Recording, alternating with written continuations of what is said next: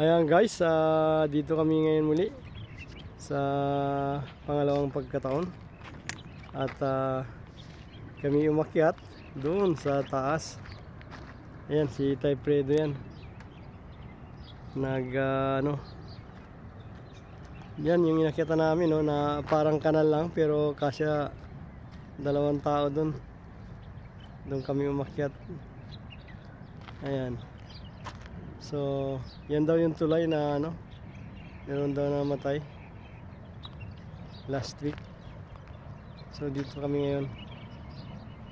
Kaso yun, yung may sapa-sapa dyan, no? Yung na yan, tinawiran ko kanina. Sapa-sapa yan eh. Pagtawid ko, na outbalance, natalisod, nasubsuba yung tuhod ko dun, yun.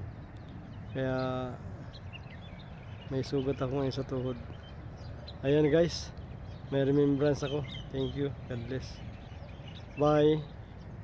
Shout out sa lahat ng mga nanonood. God bless you all. Bye.